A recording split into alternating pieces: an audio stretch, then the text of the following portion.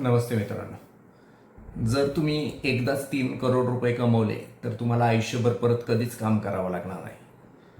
एक upper middle class व्यक्ती 3 करोडमध्ये स्वतःला फायर करू शकतो. फायर म्हणजे फायनान्शियल इंडिपेंडंट रिटायर अर्ली, म्हणजे त्याला इथनं पुढं पैसा कमवला नाही तरी चालू शकतो. 3 करोडचं गणित सांगतो. 3 करोडमधले 30 लाख तुम्ही बाजूला काढा, ते लिक्विडमध्ये टाकून द्या. त्याचबरोबर राहिलेले जे 1 करोड 20 लाख आहेत ते बॅलन्स ॲडव्हान्टेज टाका आणि 1 करोड 50 लाख फ्लेक्सीमध्ये टाकून द्या.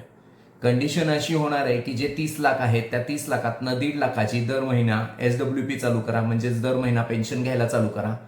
21 महिन्यामध्ये ते पैसे संपून जातील आणि 21 महिन्यापर्यंत बॅलन्स ॲडव्हान्टेज जो आहे ज्याचा टाइम हॉरिझॉन 3 वर्षाचा असतो तो ग्रो व्हायला चालू झालेला असेल. मार्केट खाली असेल, वर असेल, कोणतीही सायकल असेल तरी तो पॉझिटिव्ह यायला चालू झालेला असेल 21 महिन्यानंतर.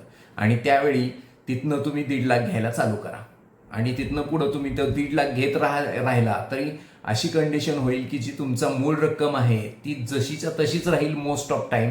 आणि तुम्ही त्यानंतर दर 5 वर्षांनी 1.5 लाखाचे 1.70, 1.80, 1.90, 2 लाख, 2.5 लाख अशा पद्धतीने तो विड्रॉल अमाऊंट पण वाढवत जाऊ शकाल आणि तरीही तुमचा मेन कॉर्पस 3 करोडचा 4 करोड 5 करोड पर्यंत गेलेला असेल.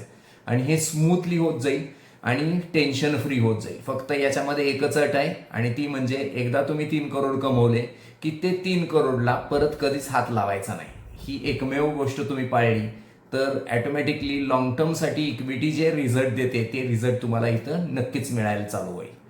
मला वाटतंय याच्याबद्दल तुम्हाला कुठलीही शंका असेल तर तुम्ही नवजीवन वेल्थला नेहमीच कन्सिडर करू शकता आणि नवजीवन वेल्थला व्हिजिट द्या. तुम्हाला ह्याचे डिटेल्स आम्ही देऊ शकतो. याच्यामध्ये तुम्ही जे 3 करोड मी तुम्हाला सांगितलंय हे अप्पर मिडल क्लाससाठी सांगितलंय, पण जर मिडल क्लाससाठी बघायचं म्हणलं तर ते 1.5 करोड असले तरी त्याला सफिशियंट होऊन जातील किंवा लोअर क्लासला ते 80-90 लाख असले तरी ते सफिशियंट होऊन जातील.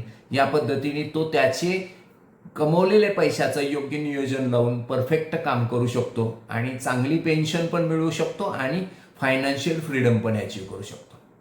तर नक्कीच आपण भेटूया. थँक्यू.